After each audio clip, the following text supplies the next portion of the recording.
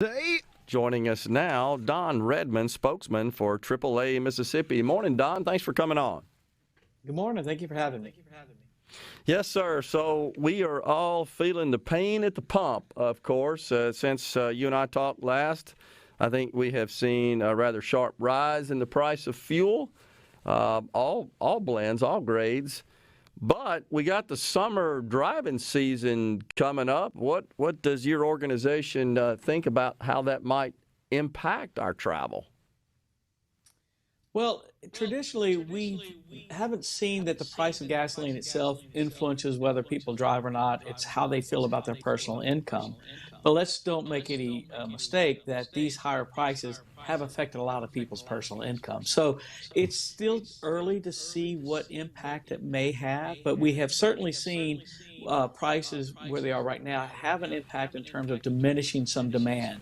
We had some really healthy, robust demand in February, March, and into April now, we're starting to see some of that demand back off as we've seen these sustained high prices. I mean, right now in Mississippi, we're a little bit lower from the high water mark that we set March 11th, which was $4.01 a gallon. I think we're about 386 statewide average right now.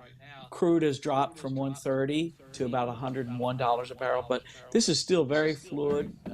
What's going on in terms of Ukraine, as well as we're now in that period of where we go through the transition of a summer grade gasoline. So you're going to have a tightening of supply as refineries get ready to make that transition from a winter grade to a summer grade gasoline, which has to be completed by May 1st. And so you might see some supply issues as we make that transition, as we typically do. Now, in most years, that price increase that we see from the spring transition until summer's 10 to 15 cents, it could be a little bit higher. So while we're under $4 a gallon right now, it's very possible as we get into May and June that Mississippi will be seeing prices again around $4 a gallon. Yeah, and there's the prospect of sanctions imposed by the EU on the import of Russian oil, which of course affects the entire global supply of oil, which is what really drives the price. That too could be a major factor here. Yeah, absolutely. Yeah, no doubt that if Europe says that, okay, we're going to restrict ourselves from getting Russian oil, boy, you'll see the market respond negatively in terms of the consumer, in that you could see a return to 130 plus dollars a barrel for crude oil if that happens.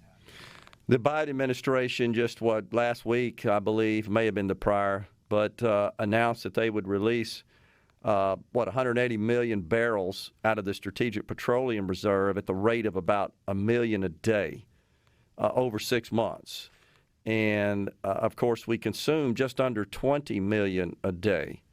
Is there an expectation that might significantly reduce the price at the pump? Well, I know that the president has suggested that it could reduce prices anywhere from 10 cents to 35 cents a gallon. We are skeptical about any claims of a decrease in 35 cents a gallon. But I think it was a psychological boost for the market, and it may be short term that we see that. When it gets to actual demand for gasoline, as we expect it to pick up, as it always does in the spring and into the summer, that whatever savings it had, it'll be diminished by then. And the oil execs are on the Hill today. They are expected to get grilled by the Democrats, accused of so-called price gouging. Has your organization looked into this, done any investigation into these allegations? The only time we've had to look at some of those allegations are typically where we see them in terms of after a natural disaster. You know, after Hurricane Katrina, we had reports of gouging after Hurricane Ivan, and we explore some of those, but we usually rely on the state attorney general of Mississippi to explore those claims. Our investigation, maybe in rare exceptions, have we actually seen one or two stations involved in profiteering. In most cases, it's absolutely just the fundamentals of the market. Yeah, and in this case, of course, I think the allegation is that the oil producers themselves are engaged in profiteering. I think it's a lot of folks are surprised to find out that the actual profit margin to the retailer on a gallon of gas is minimal. In fact, they make more money selling you a cup of coffee than they do a gallon of gas. Yeah. And that's why you'll see some of the service stations offering a discount if you pay in cash. Because if you pay at the pump, one, you're not going inside to buy any of those higher marked up items. And two, there's a service fee that they're Yeah. charged by the credit card company. So they want to get more bang for the buck and ask you to, hey, look, we'll cut 6 cents, 10 cents per gallon off if you come inside and pay in cash rather than paying that service fee for the credit card. So it's not a big markup for these gas stations. In fact, they want you to come inside. They want you to buy the donuts and coffee and cold drinks and what have you, because that's where the markup is.